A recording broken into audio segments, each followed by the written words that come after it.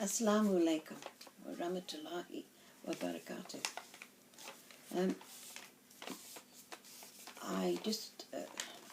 My name is Sister Jean Khan.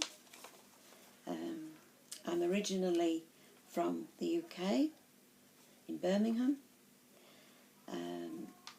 I converted to Islam in 1953, and I met my late husband now in 1952.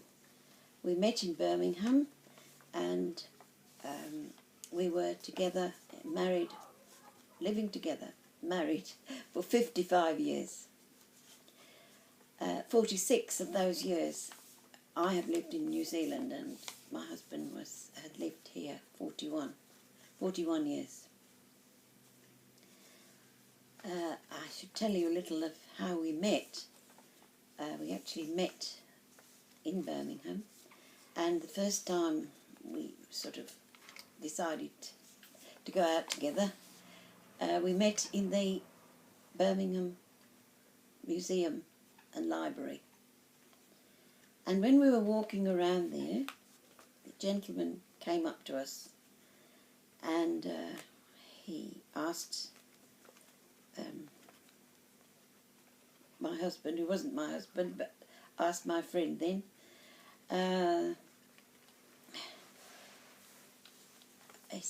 are you from India?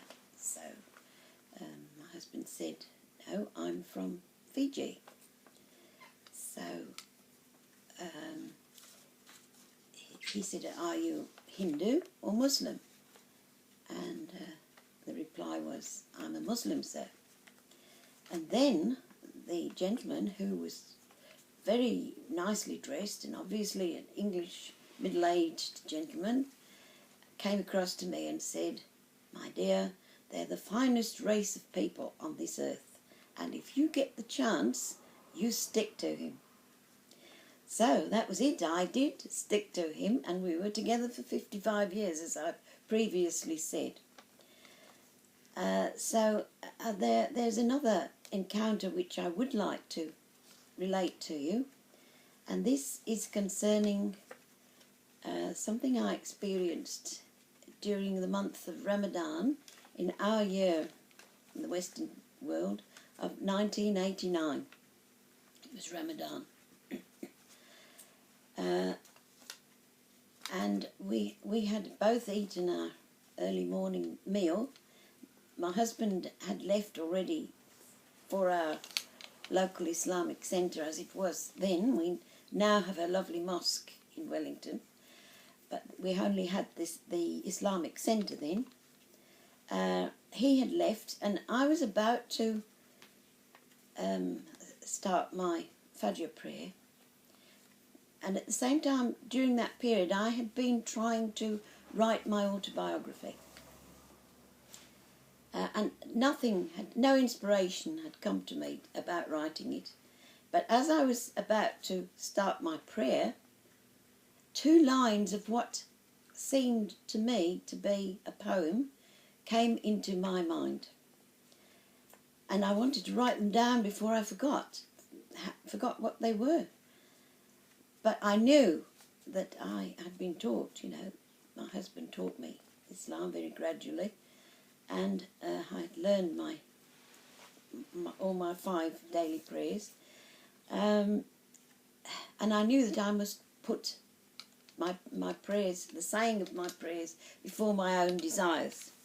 So I said my Fajr prayer, but I first of all put a pen and a paper on my side there, and sort of mentally said, please Allah, don't let me forget those 2 lines.